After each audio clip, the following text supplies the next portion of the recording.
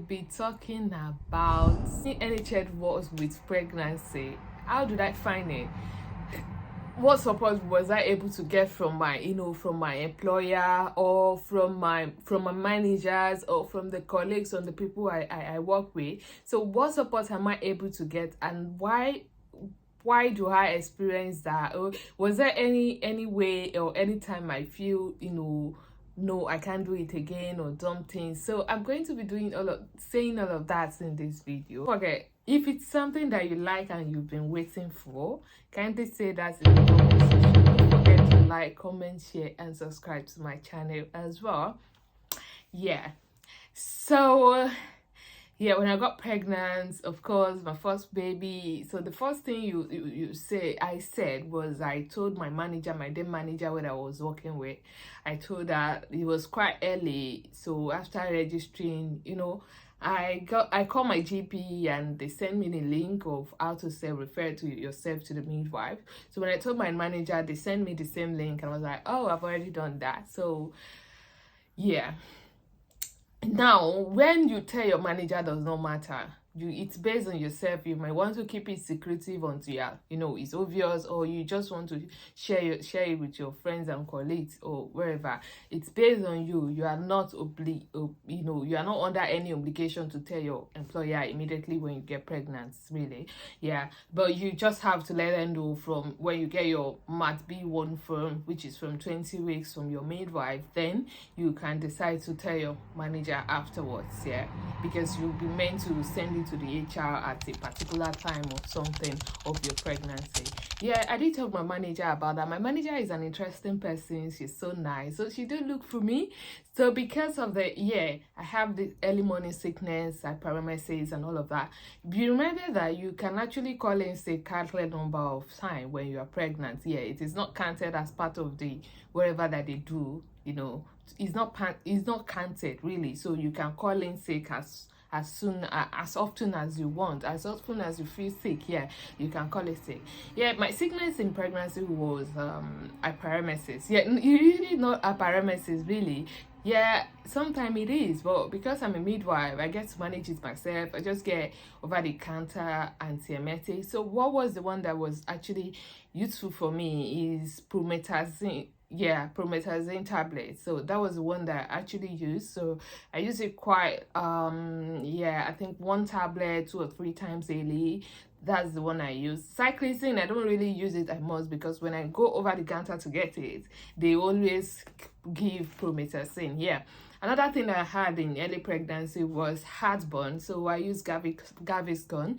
I use all of these, like, myself, just self-medicating. And sometimes when I go to work as well, I have this excessive elevation as well, talism. So all of these things are things I have, but I don't want to sit at home as much, because the only place I get to exercise was at work. So I just go to work. So when I get to work every day, I did tell the in charge to please put me somewhere very close to the toilet, because I'm pregnant. So I work in the ward. So it's a very big ward, and you will be having like eight patients at least every day when you're on shift. Each of your shifts, you have at least 8 patients. So, and it's a kind of high risk ward as well. So I did tell them to please put me somewhere very close to the toilet, so I'll be able to go to the toilet as well. So sometimes I do vomit. The most annoying day of it was 25th of December. So this 25th of December, is it 25th or 24th night? I was on a night shift. This stage was really, really terrible. Yeah, there's some food I ate that really aggravates the vomiting. Yeah. So this particular day, I actually had amala dudu. Yeah. So when I had it, I got back to the work. So I wanted to vomit. Then because they are in balls, so it kind of hard for it to come back through the esophagus. So it's like I was being choked, like something was choking me. So that nights were really, really terrible. And I was on a night shift. We're only three midwives included in charge, so we're kind of short staff. If I decided to go back home, then other people will be overworked. Though that is just my own perception about it. you can actually go home if you want to. They will look for a way of, sorting it. You don't have to be too sorry for NHS. Yes, they will always, their managers, they will always look for a way of sorting things out. They can get other midwife from other departments and all of that, but that is just my own way. So I didn't go home that day, but nothing actually stay in. Yeah, even ordinary taking water, I did get to vomit it. I vomited everything, and I feel like there was nothing left in me. I feel so empty. So that was a really, really terrible night. It was 24th night or 25th night of December. So it was so terrible. Yeah. But in all, I was able to come to finish last shift, and I come home. And one thing is that my husband is so amazing. So whenever I come home that way, I basically don't do anything. He gets to give me everything, and oh, will you take this? Will you take this? Will you take that? Yeah. But yeah, promethazine really, really, really helps me. So eventually, I think at one point I took some cyclizine, but it was actually promethazine that I actually finished like maybe 3 packs of promethazine through the process before it actually stopped. So my vomiting did not really completely stop till delivery, but it was like minimal. It wasn't like the first time. Yeah. Then another thing I had was, okay, so if I go to work and I feel that most people don't really know, and another challenge was that because I have excessive salivation on my mouth, like salivas on my mouth, sometimes when patient talks, it's like, I might not really be able to respond immediately. So I have to excuse myself to go get that help before I come back to respond to them. It's really kind of, in a world that we do induction as well, you have to talk to patient about the induction process and ask them if they have any question. If I manage to finish the whole conversation, then it's time for them to ask me a question. Definitely there will have been lots of salivas in my mouth. I'll have to excuse myself to go get it all. So throughout the process, I only call in sick like 3 times throughout the whole pregnancy process. But then it doesn't really matter. The number of times you call in sick does not really matter. When you feel sick, please call in sick, because if you go to work and make any mistake, you're not going to be exonerated for it because you're actually on the ward. So if you're not fine, please always call in sick, especially when you're in pregnancy. It will not be counted. You have the right to call in sick countless number of time as a pregnant woman. So another thing is that, so now talking about the signs and symptoms of pregnancy, what you expect at each particular stage, it's so nice for you to tell people, oh, this is this is that, you feel this, you feel that. Yeah. So about fetal movement, we tell you that sometimes you start feeling fetal movement from 16 weeks, right? Yeah. I didn't feel my baby movement from 16 weeks, 17, 18, 19. I was like, what? So on 20 weeks, I went for 20 weeks scan. Yeah, they do a lot of scans. Yeah, so they put me on series of scan as well. So I was consultant-led care initially because my BMI was so small, and they think my baby is going to be small. So they think I'm going to have small for gestational age baby. So I was put on consultant-led care, and I had series of scan. Yeah. So I went for my 20-week scan, and after that day, of course, my baby is always fine. I got home, and yeah, that was the first day I feel the fetal movement. However, I didn't know it was fetal movement. Yeah. It was really painful. Then that's one of the reasons I call in sick. Then I have to call in sick the next day because it was so painful. I thought I was having, contractions, abdominal pain, and all of that. So I had to tell my husband that if this pain continue, it's very dangerous. It may lead to miscarriage. It may this. When you know some things, you just like, And my husband was like, no, I will not have miscarriage. So it was the next 2 days, and I realized that, oh, that was baby movements. So if you're first time or you got pregnant and you experience this kind of thing, please say it in the comment section. Yeah, I'm a midwife. I should know that was a baby movement, but no, it was quite painful being the first time. So I thought it was pain. So apparently it was baby movement. So I felt my baby movement on the when my baby was 20 weeks. That was the first time I felt baby movement. So, and the thing here is that if you don't feel baby movement until 24 weeks, then you have to report back to your midwife or your or the doctor. Yeah, so they still leave you until 24 weeks. You should be able to feel it, but some people feel it from 16 weeks. If you don't feel your baby movement from 16 weeks, there's not really a problem. Yeah. I felt my own at 20 weeks. Yeah. So that's that. So where was the most interesting part of the pregnancy was from 20 something weeks, I think 28 to 25 weeks. Then I wasn't really having vomiting as much. I was so agile, I was good, I was walking around doing everything. I didn't call in sick again. Yeah, I was so fine. And yeah, people were like, oh, when you get to 36 weeks you'll be heavy.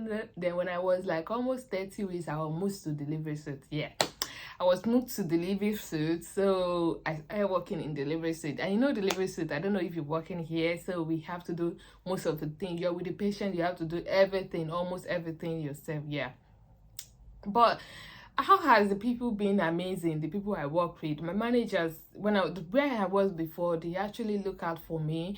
They give me priority when it comes to break. They ask me if I want to go for break first because I was pregnant. People offer me food, they offer me lots of things. Yeah, so it was really amazing.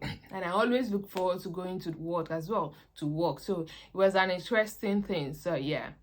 And the thing is that I myself, I'm kind of, when I say extrovert, yeah, I talk. So everyone, when I'm on shift, everybody actually wants to talk to me, wants to know how you're feeling, it's the baby, this and that. So it was really, really amazing for me. Yeah, I have a nice experience. If you have same experience, please say that in the comment section, or what you experience when you're pregnant, please speak, and you work in the NHS, please say that in the comment section. Yeah, and either way, if you want to talk to me about anything, please feel free to say that in the comment section, and feel free to send me an email as well.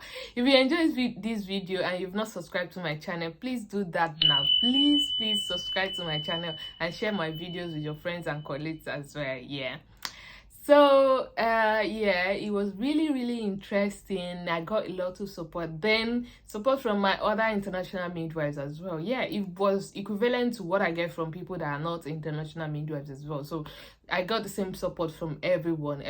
Yeah, everyone was really, really supportive, and they give me, yeah, when I was in delivery suite, yeah, so they, yeah, of course they do risk assessments. I was fine, I was okay with night shifts, I was okay with any of those things. But the only thing is I don't push bed, I don't pull wheelchair and all of that. That's the only thing I don't do. I still do every other thing. Yeah, that was like really working hard to get my band before going to maternity leave. Yeah, so I do a lot of things. I do suturing even with my every pregnancy. I do suturing, I attend to patient, I take delivery even with as 36 weeks, 37 weeks. Yes, I was still working. I take delivery, and the patient was like, oh, when are you expecting your baby? This and that, this and that. So everyone was really, really interested. It was really, really interesting. It was really, really an amazing experience being a pregnant woman and working with the NHS. So when I talk about home as well, I got enough support from my husband as well. My husband will cook. Yeah. It's not that I cook every time, really, just because I was pregnant. And when I go to work, yeah, and I wasn't really that damn, so I do cook as well. Yeah, so it was really, really an interesting experience working in my trust as as a midwife and as a pregnant woman. Yeah, I got that support, and for any reason, at any point, I never feel depressed. I never feel psychological down at any point. Yeah, either at work or at home. When I'm at work, that's the most place I got active. When I'm at home, I just sleep, I just walk around. I walk around occasionally, not every time. Yeah, but the most, I always look forward to going to work. Like as a matter of fact, I booked bank shifts because I was on leave from 36 weeks, yeah, to 40 weeks. Left to me, I will still be booking bank shifts. But my husband actually declined that, so I was just home sleeping, eating, and until my delivery.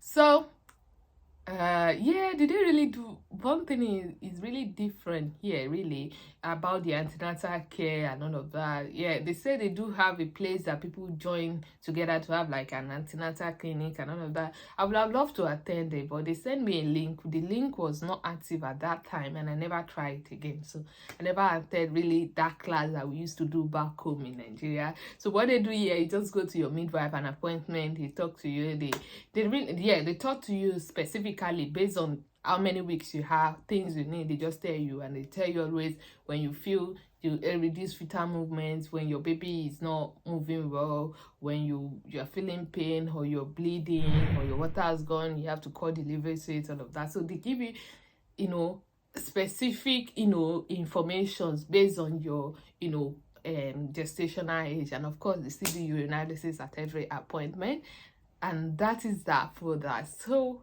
another thing the maybe I did not do, they never mention my, they never check my phone that height for once. Maybe because I was on a series of I do scan almost every time, so maybe that's why. Not really almost every time, 4 weeks, every 4 weeks, then the least is 2 weeks. Yeah, so that is my pregnancy and working in the NHS experience. And of course, as I was doing that as well, I was still doing other things. I was responding to people's messages. I was doing some YouTube video, though it wasn't really core as I used to. Yeah, I was still doing all of that. So it was really an amazing experience. And I wish you, that person that actually wants to have that kind of experience, I wish you have it soon. Yeah, hopefully, by God's grace.